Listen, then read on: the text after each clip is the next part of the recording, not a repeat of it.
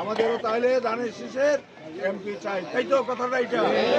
এখন ধানের শীষের এমপি চাইতে গেলে শুধু আপনাদের ভোটে হবে না, আপনারা আরো ভোট সংগ্রহ করতে হবে।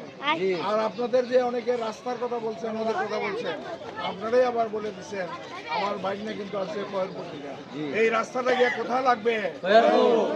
আমার আনন্দ লাগবে না? আমার যাইতে সহজ হবে না? কিন্তু একটা কথা আছে, আপনাদের উন্নয়ন চান কি? আপনারা উন্নয়ন চাইতে গেলে এর কিন্তু কত পার্সেন্ট ভোট হয় এটার উপর নির্ভর করবে।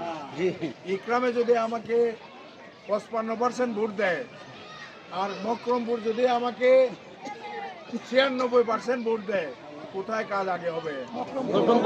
এটা মাথায় থাকবে তো।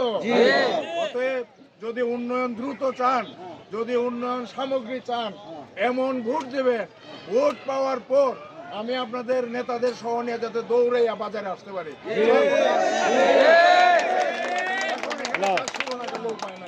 কি বলে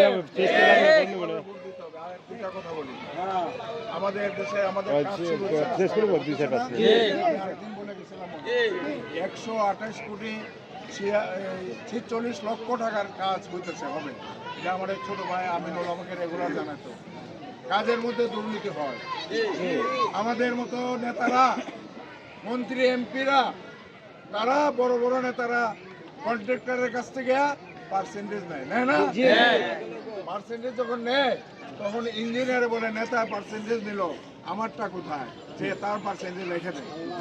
আর যখন নেতা এবং ইঞ্জিনিয়ার পার্সেন্টেজ রাখে, তখন কন্ট্রাক্টরে বলে আমি আর 1 নম্বর কাজ করবো না, 3 নম্বর কাজ করবো।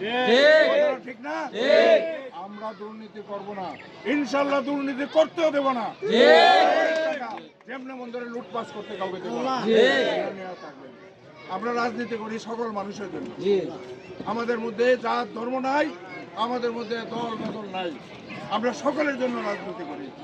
আমরা চাই না কোনো ভালো মানুষ, নিরপরাধ মানুষ তারা হয়রানির শিকার হোক। আমি আমাদের এসপিকে 3 বার বলেছি, একবার সশরীরে যেয়ে বলেছি, সার্কেল এসপিকে বলেছি, ওসিদের বলেছি যে আমার এলাকার যদি কেউ ফেরারি আসামি থাকে, যদি কেউ আপনার ওয়ারেন্টের আসামি থাকে, তারে ধরেন, আমার অসুবিধা নাই। কিন্তু কোনো নিরীহ মানুষকে ভিন্ন দল করার কারণে, ভিন্ন জাতের কারণে আপনারা ভয় দেখাবেন, তাকে ধরতে যাবেন, এটা আমরা মেনে নেব না।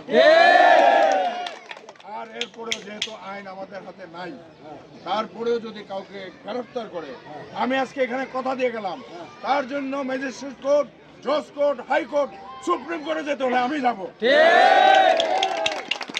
আপনারা সাহস নিয়ে শান্তি শৃঙ্খলাভাবে ভোটে থাকবেন, ভোট দিবেন, যে ধর্মেরই হন, যে দলেরই হন। আমরা চাই আপনারা আপনাদের নিরাপদে থাকেন। নির্বাচিত হলে সকলের নিরাপদে থাকার ব্যবস্থা ইনশাল্লাহ আমরা করব।